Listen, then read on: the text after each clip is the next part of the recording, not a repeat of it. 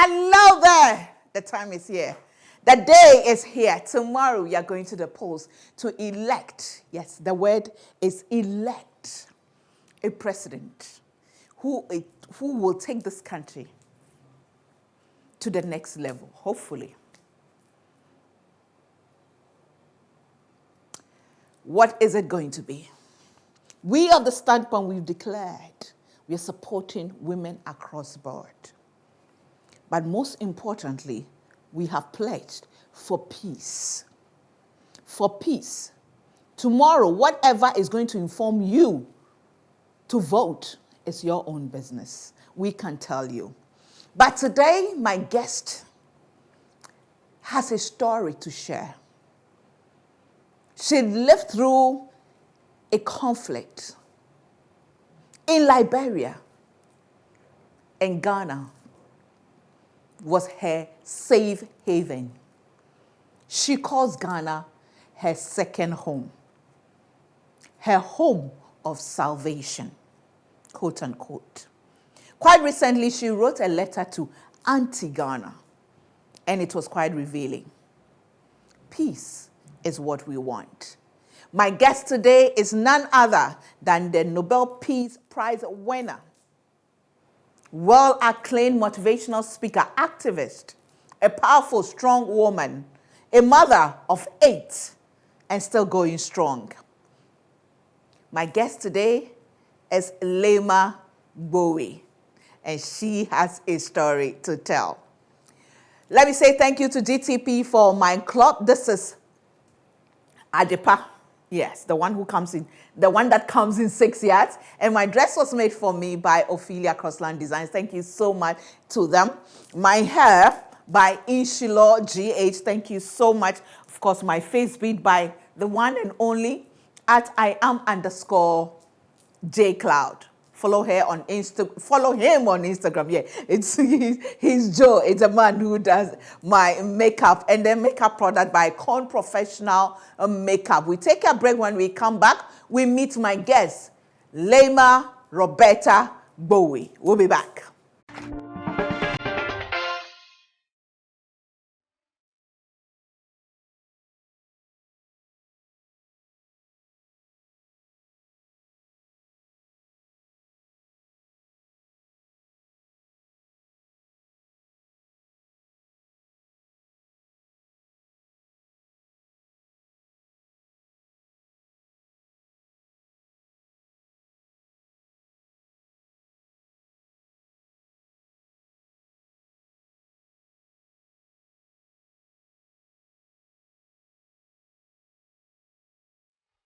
Welcome back to the Standpoint. Well, as you can see, I started the Christmas way back in November.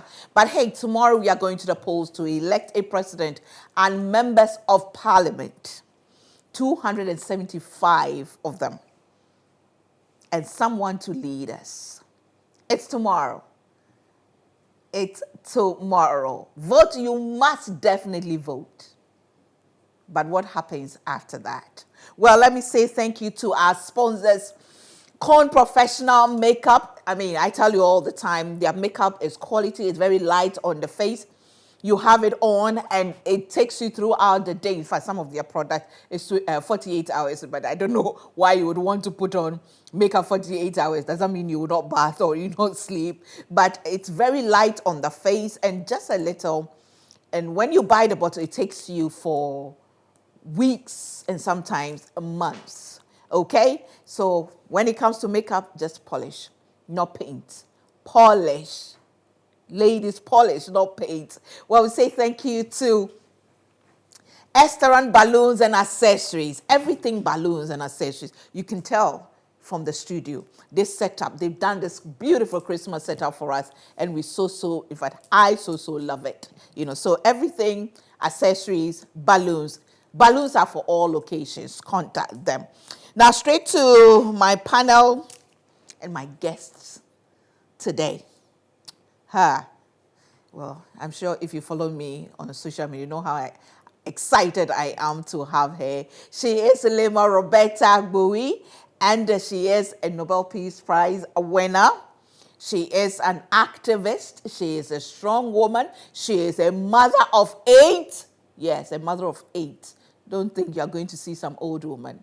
She is a young girl who is on fire and loves life, loves everything Ghana, everything Africa, everything women. Leymah, good to have you on the Standpoint. Thank you so much, Gifty, for having me on your show. It's been how long? It's been a few years. It's been a few years.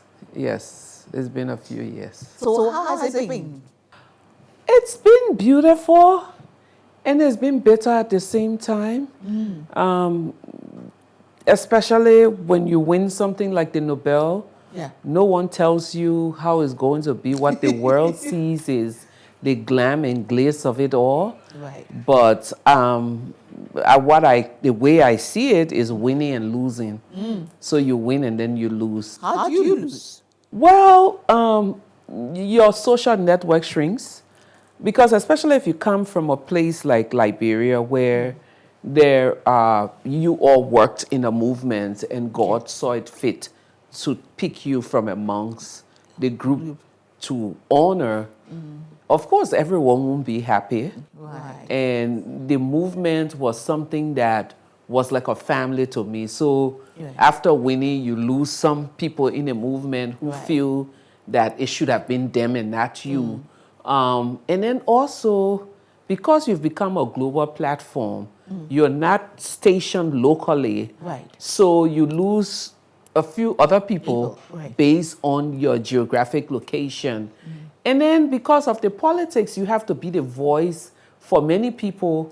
You lose some also because you don't agree on political things. And you know, we live in Africa, and we're at a place where people have not really gotten to a point where I would criticize your politics, but I still love you as a person. Yeah. So once you criticize my politics, I cut you off completely. Yeah. So So there's you a- don't get to that criticism is not hatred. no. So there's a lot of winning and losing happening. And then at the level of the family, people think, oh my God, she has a lot of money. So if they come and think, can I get this and this? And the day you say it's not possible, then they cut you off. So you win and you lose.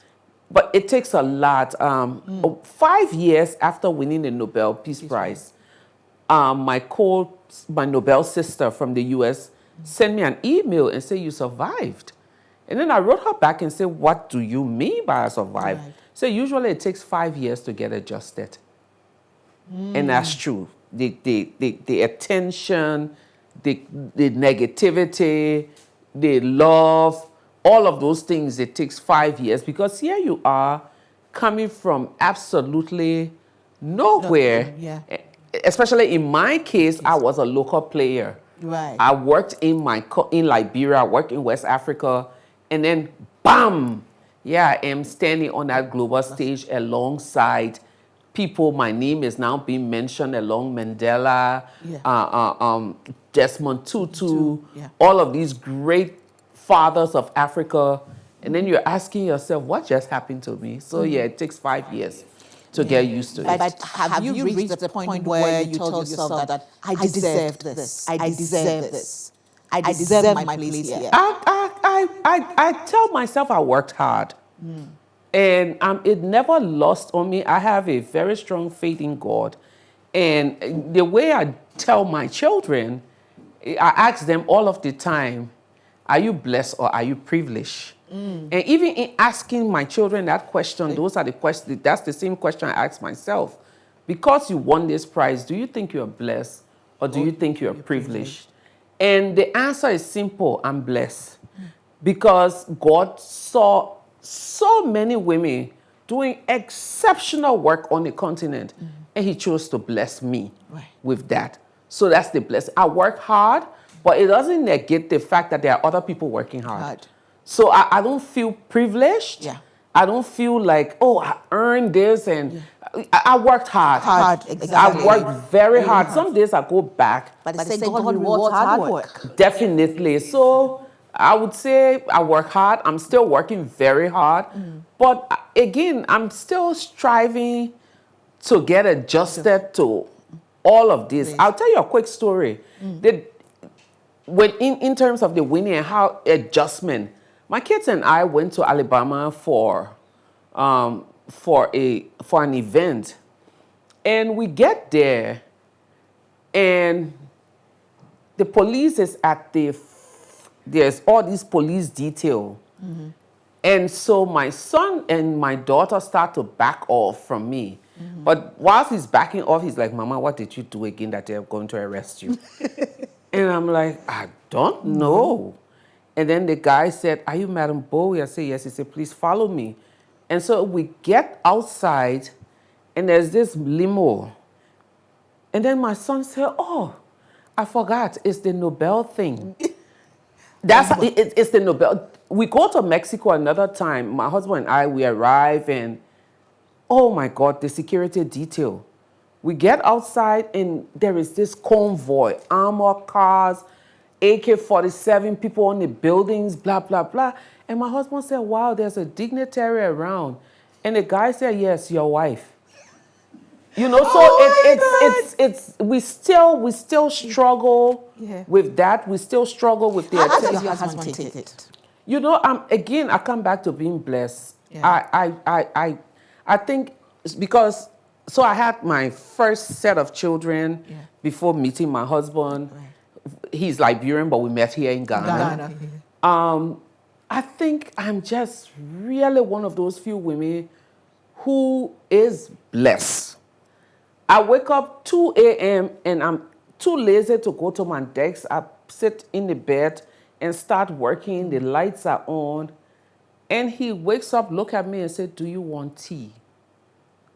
And then, like, who won't want a man like that? But in terms of the tough times, because there are moments where I remember the first time I criticized President Sirleaf for corruption in her government. She is my co-Nobel laureate. Right. She was president of Liberia, Africa's first female president. Everyone figured I was supposed to be nicer, this, that. Because she's a woman. And the women went to a group of women that I worked with.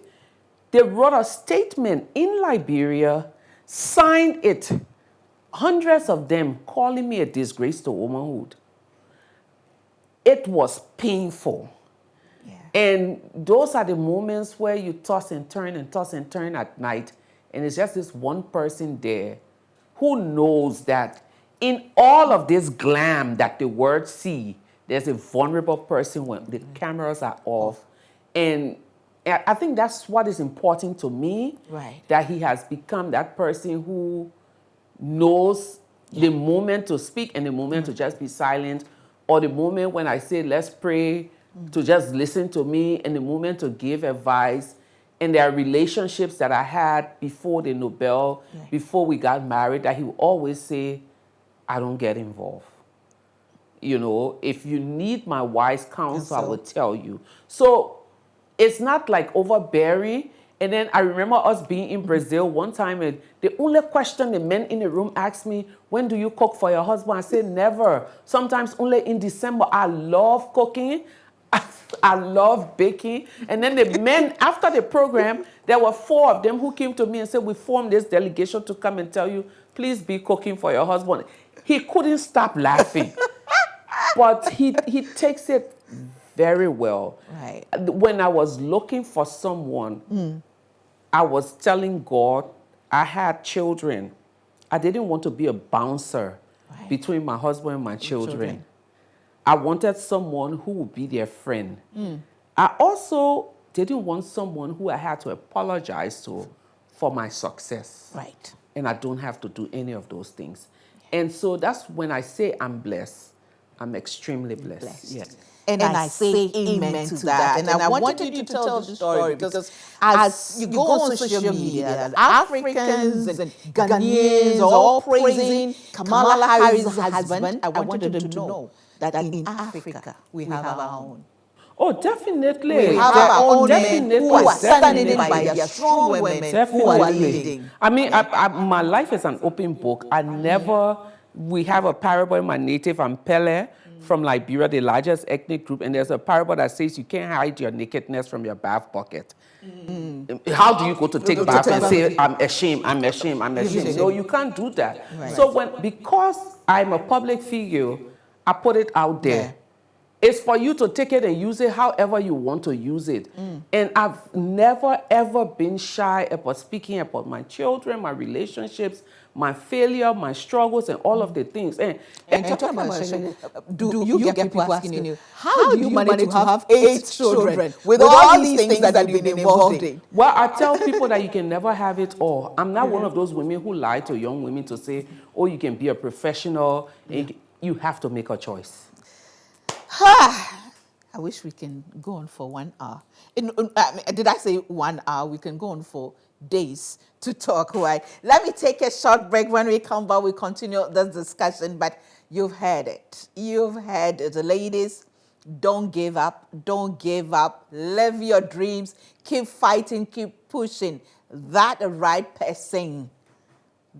person is there, and you meet. It doesn't matter. How many kids did you have before you remarried? 4. 4. Yeah, she had 4 kids. And she was a crazy woman out there doing crazy things. But a man worthy of her married her. Let me say thank you to our supporters. Go God to your God. Juice Time. Royal Drinks and Awake Mineral Water by Casa Preco Company Limited. House of Food. Cake Technique. I mean, Christmas is around the corner. Yeah? Christmas. So you know you have to contact them. Gifts, Kodam's Gifts and Stationery, everything gifts, everything stationery. Get in touch with them and they will sort you out. We take a break. When we come back, I saw a letter that Leymah had written or has written to Auntie Ghana. I shared it on my social media platforms. And when I heard she was in Ghana, I knew we had to talk about this. Tomorrow we go to the polls. And we need to hear from her. We'll be back.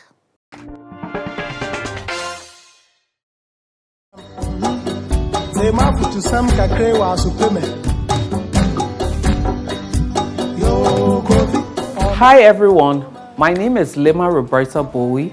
I'm the 2011 Nobel Peace Prize winner. I'm from the Republic of Liberia. I have a history with Ghana. As a 17-year-old, I came as a refugee, lived on the Buduburum refugee camp for 2 years. So this is part of my history. You're going to elections. Please, whatever you do, don't allow anyone to encourage you to touch the peace of Ghana. Peace is development. Peace is the future for your children. Peace is life for all of you. Peace is far more important than any political ideology. Go to elections, vote peacefully, accept the result. Don't touch the peace of Mother Ghana. Thank you.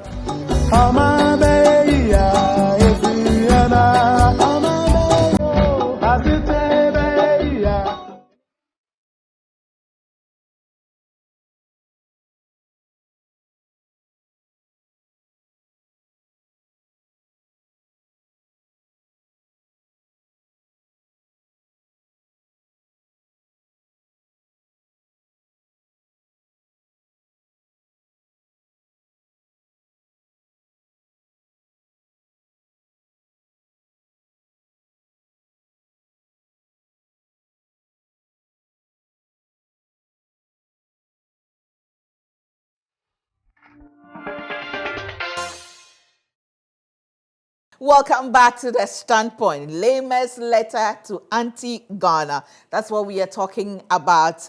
And now, you know, The Standpoint is now on 6 platforms. Yes, 6 platforms with a repeat as well. 6:30 p.m. on Joy Prime. On Sundays, 8 p.m. on YouTube and Facebook. On Saturdays at 8 p.m. on EBN TV, repeated on Tuesdays at 9 a.m. And then on Wednesdays at 9 p.m. on Truth TV on the multi TV platform, repeated on Saturdays at 9 a.m. We also stream on our website, www.thestandpoint.com.gh, powered by a Dream Over. Again, I say thank you to GTP for my cloth. My dress was made for me by Ophelia Crossland Designs. Thank you so much to all of them. My hair, my wake up by Inshallah GH. Makeup product by Cone Professional Makeup, and then Face Beat by I am @_J Cloud. Leymah, why that letter? Well, maybe you should read the letter if you have it somewhere. But Yeah, actually, yes. Whilst you talk, I'll go on Facebook because I posted it and then read it. But yes, please tell me why you wrote it. we were fortunate, unfortunate, whichever way God designed it. Yeah. My husband and daughters and I came down for spring break, and then we got locked down in Ghana.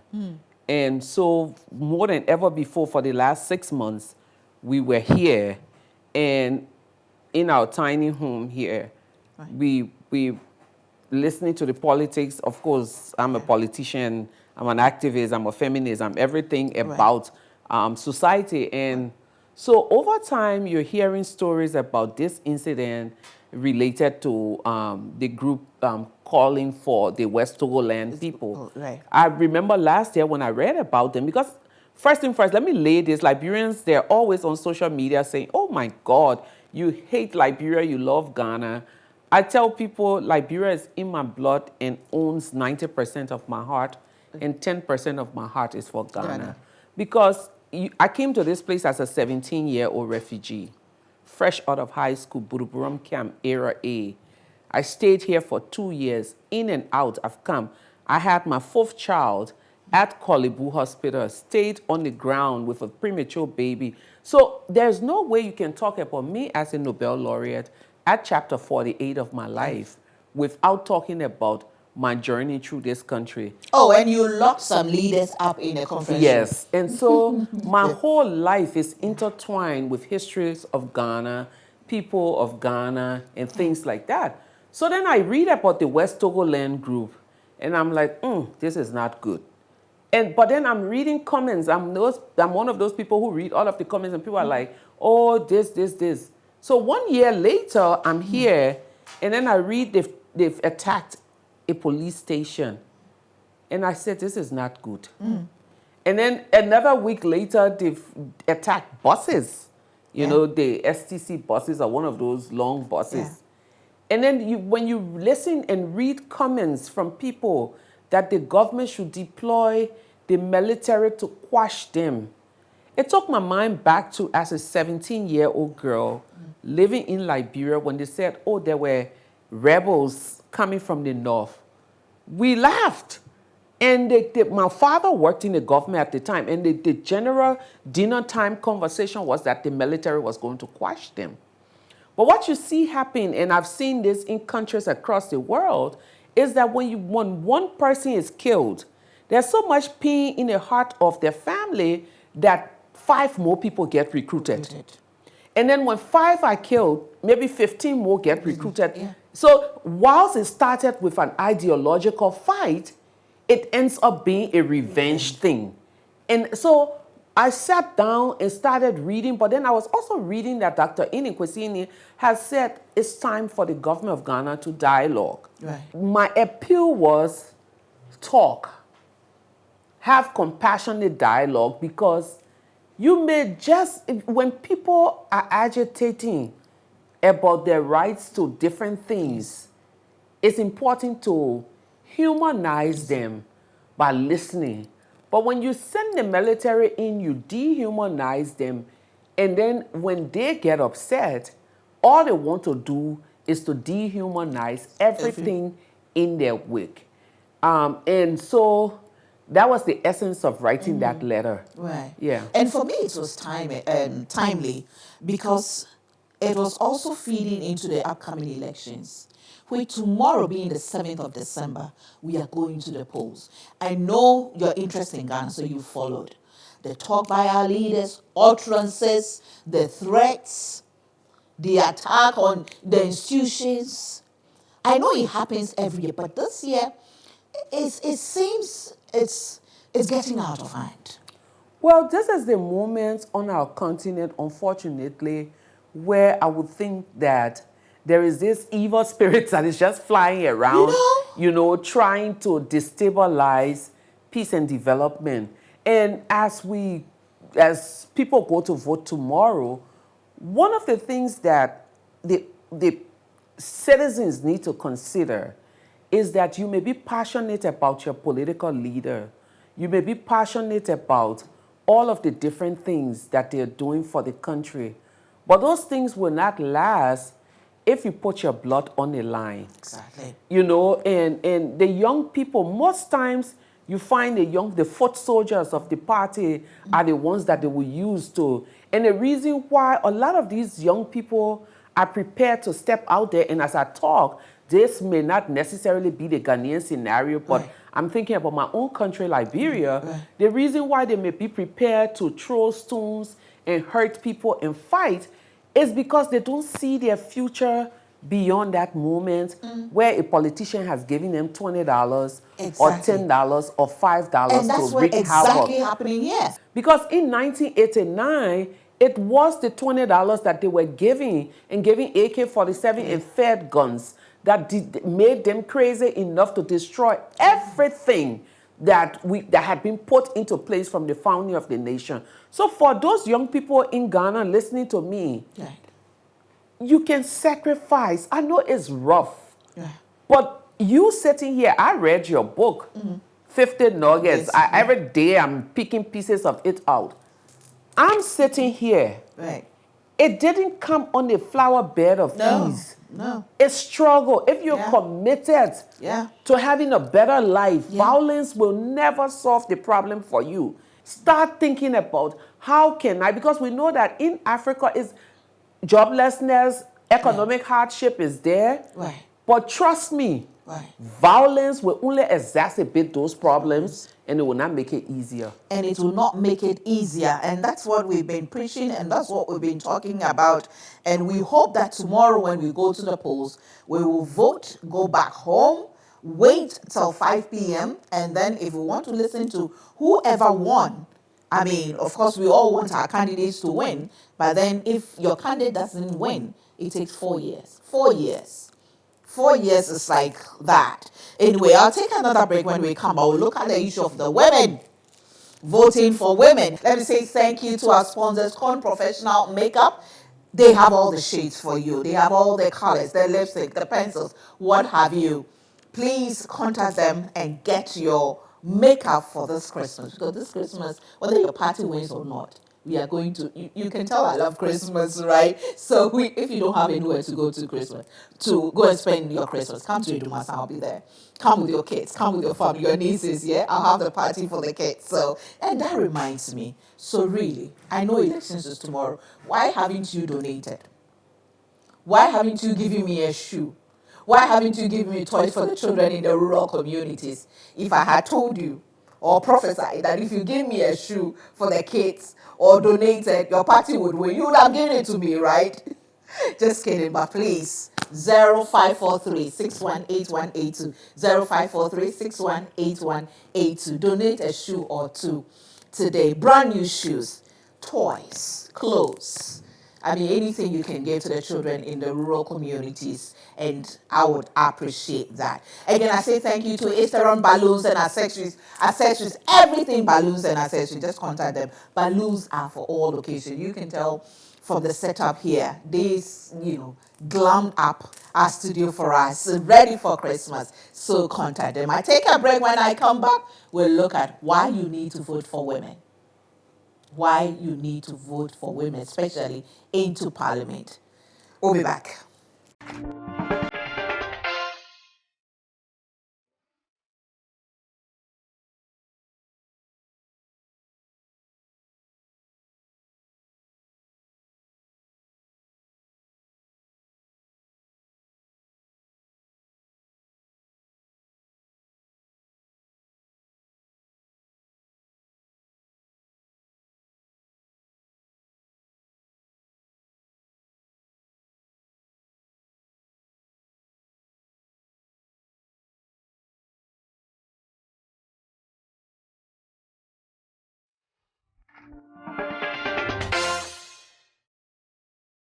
Welcome back to this standpoint. Yes, we are talking about Leymah's letter to Auntie Ghana. Auntie Ghana, yes, and she's been telling us a lot. Tomorrow we go to the polls, and we don't have to take things for granted at all. It's not a do or die. It's about peace. Well, again, I say thank you to all our supporters. Go got you got Awake Purified Mineral Water, Royal Drinks, Cake Technique, Juice Time, Auntie Vera, House of Food, Cake Technique, Kodam's Gifts and Stationery. We are so grateful to all of them for supporting us. Our website, www.thestandpoint.com.gh, is powered by Dream Oval. And yes, please remember, whether your party wins or not, please donate a shoe or two for the Happy Feet project. Please, we need toys, we need dresses for the kids as well. If you have kids and slightly used shoes, don't give me the ones that you want to go and throw away. I beg you.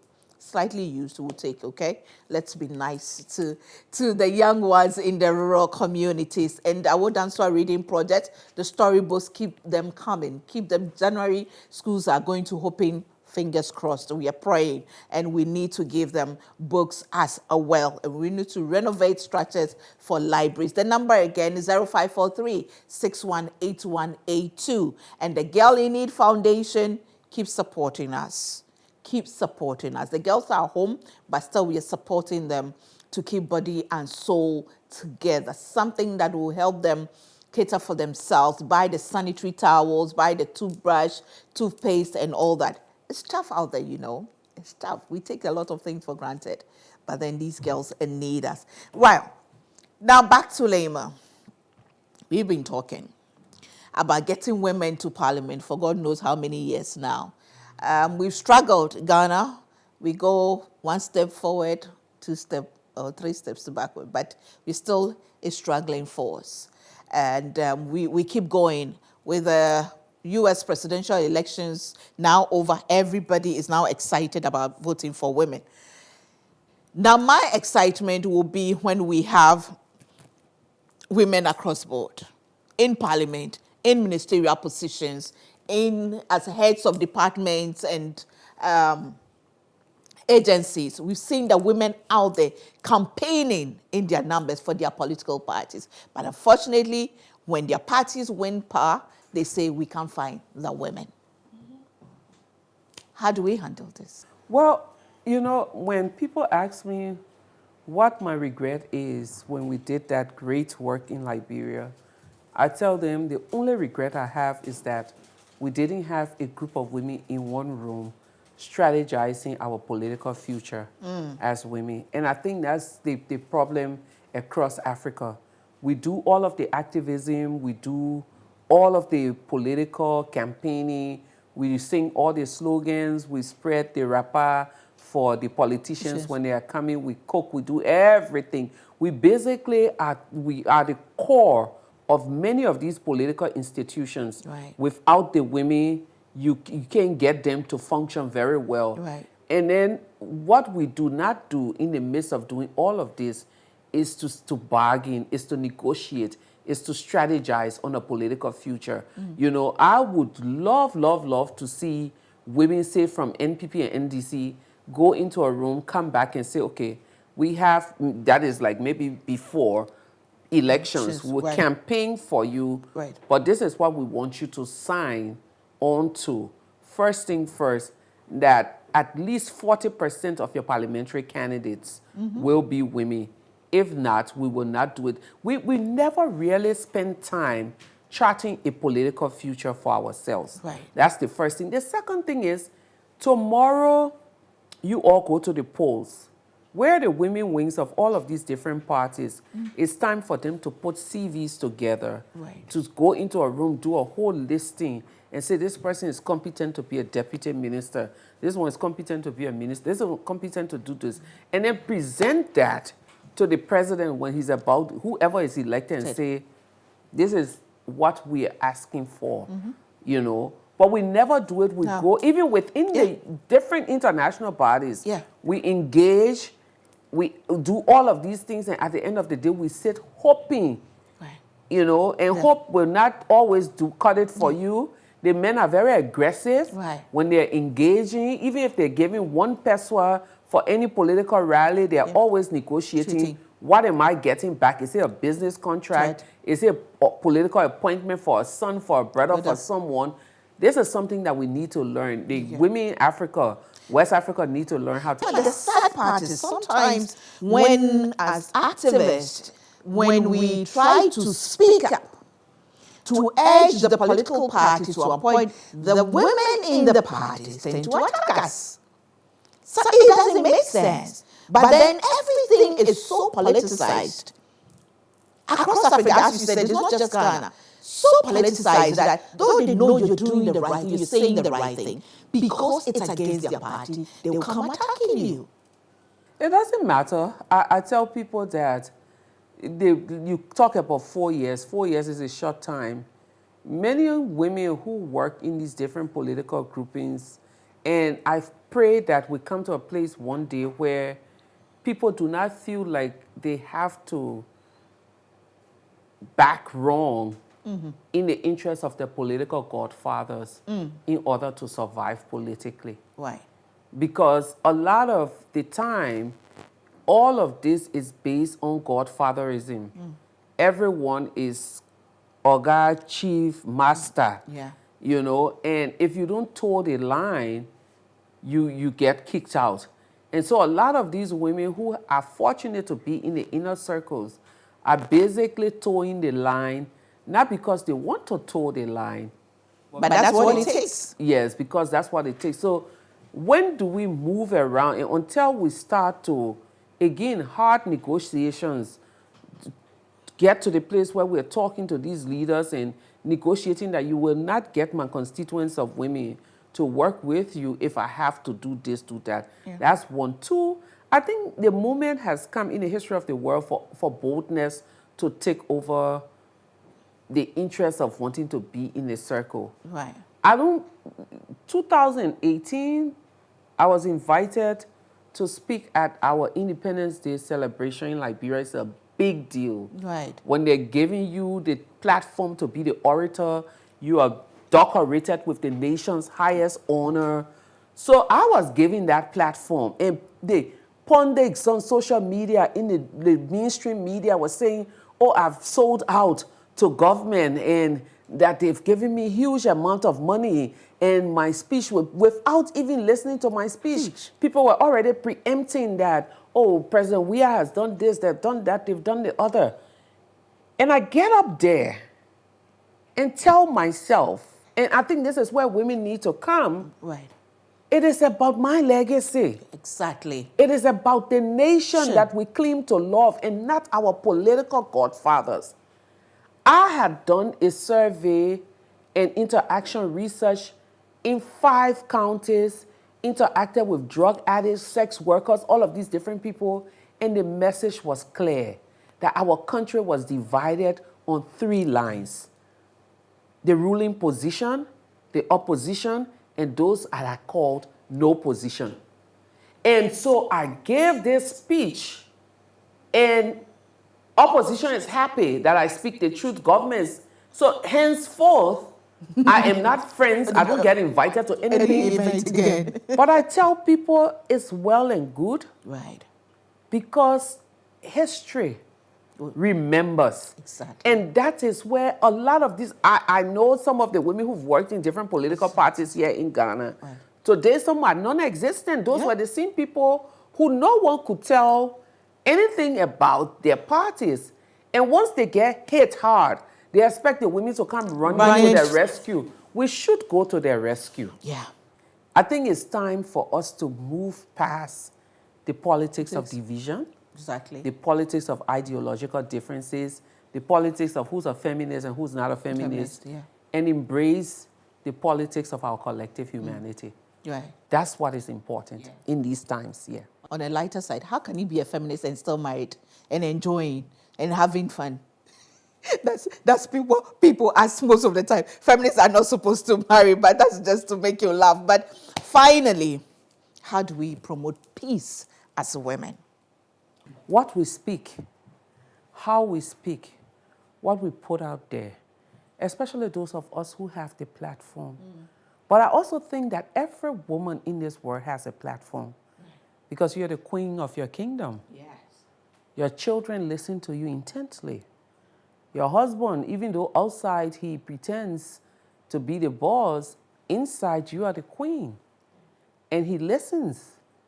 So what languages are we speaking indoors, even for those who do not have husbands? What are we telling our constituents?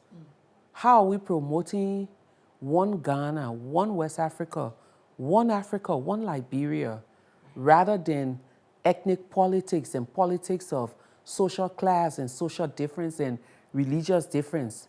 So this is where we need to start. Every individual, every woman in this land, on the continent, in the world, has a role to play. And your role is to preach that the message of peace, not the message of division. Because you see, when you reinforce division, the backlash will touch you more. Yeah. And so that's what we all can do. So at the end of the elections, at the end of the day tomorrow, every woman should be talking about, let's accept the results and move on. Yes.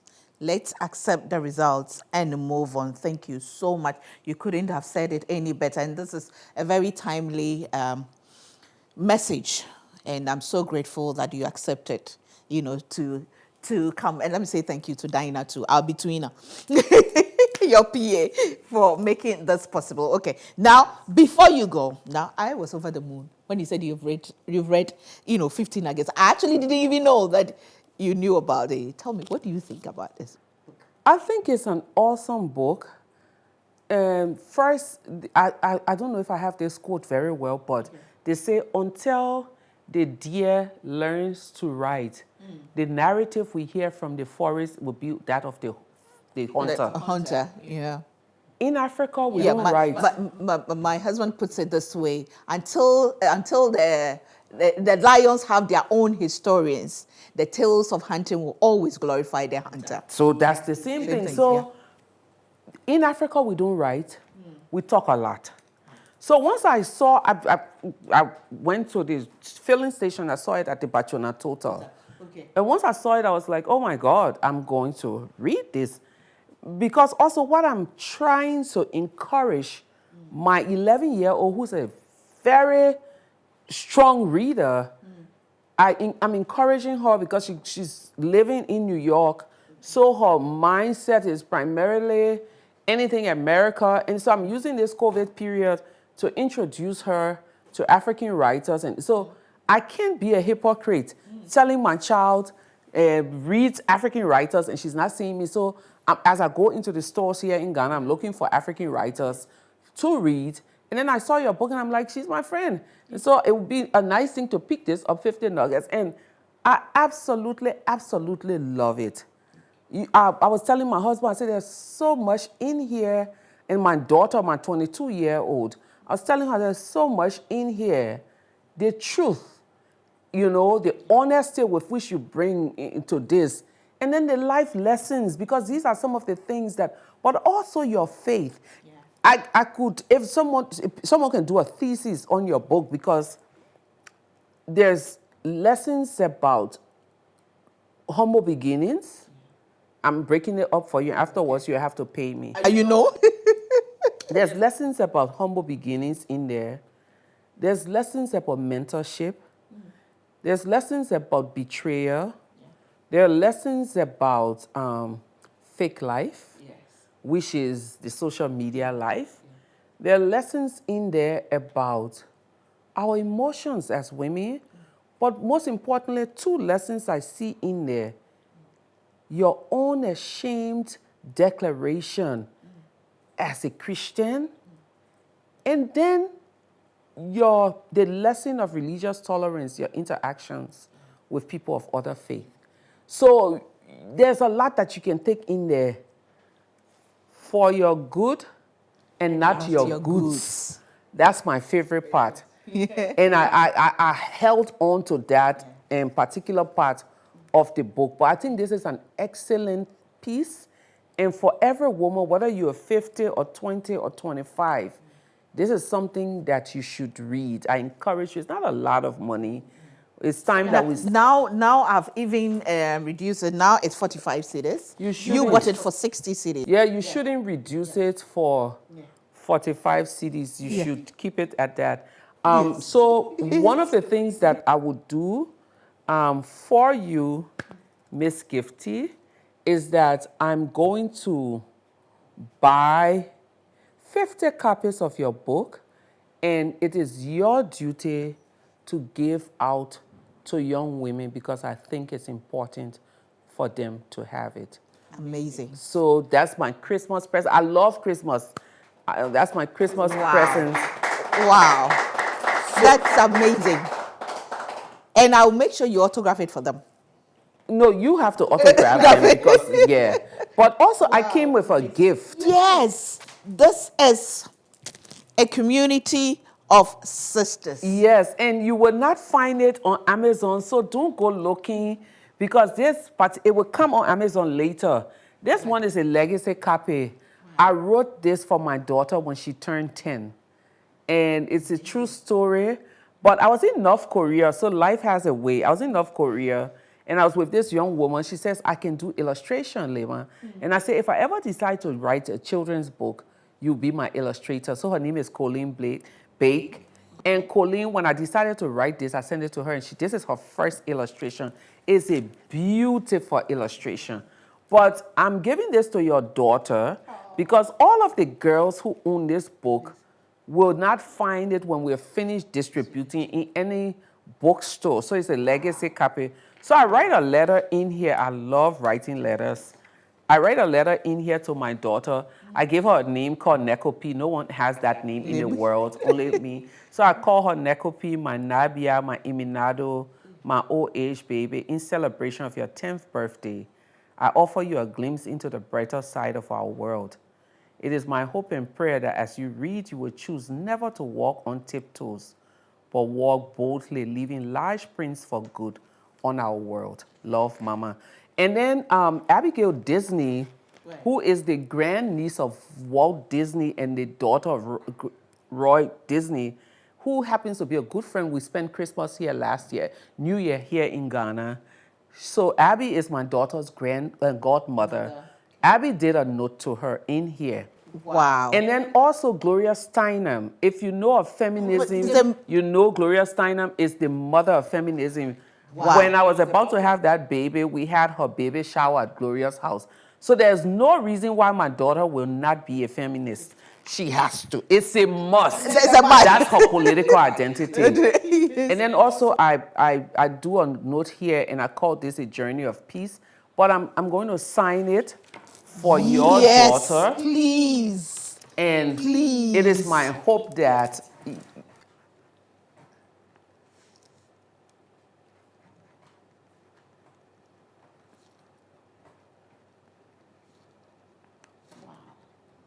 So I'm always telling little girls, never walk on tiptoes. If anyone is uncomfortable with your loud walking, let them walk out. Be yourself, be bold, go out there and change the world. So I'm here doing my own thing, changing the world. Right.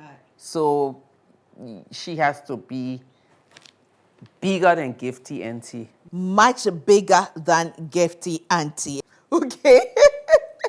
On that note, I say thank you so much. But give me your final words. Well, to my cousins in Ghana, the Ghanaian people, peace first. Peace above all else. Peace is the future.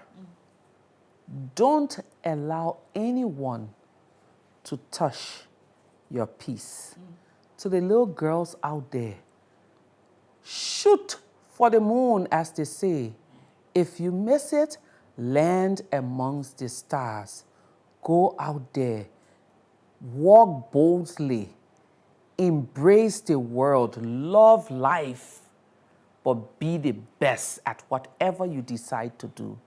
To the young men, hope for a better future. But as you hope, work hard, sacrifice, because it's only through hard work that you get there. To the older people of this country, thank you for showing us the way. Thank you for your peaceful living. Thank you for being the mentors that you've been. To the Liberians watching this movie, this program, thank you for being my compatriots, and thank you for me. I am who I am because of the nation that brought me up. Peace be unto Ghana as you go to elections, and may God bless us all and save West Africa. Bless us all and save West Africa. You know I do a bit of me, but this time that is a bit of me. She is my sister. She is part of the bit of me. So that is the message from her. I can't add anything. I'm not going to do any special bit of me. This is a bit of me. Thanks for watching. Tomorrow, go vote, vote wisely. Let no one influence you. Make up your mind. Take your own decision. Look at your circumstances. Look at the future. Look at what you are hoping for, and vote, vote, vote. If a woman is contesting in your area, please vote for the woman. And after that, as Leymah says, don't let anyone touch our peace. This is Ghana. This is all we have. Thanks for watching. See you same time next week. Bye for now. And next year, we will get to know Leymah. Those of you who don't know her very well, I tell you, go Google her, but not everything online is correct. It's factual. So next year, God willing, we'll have her in the studio again to tell her own story. And by then, by the grace of God, COVID would have, vanished, and you will have some of you in the studio to ask her questions, right? May the best person win, and good luck to everybody contesting. Bye for now.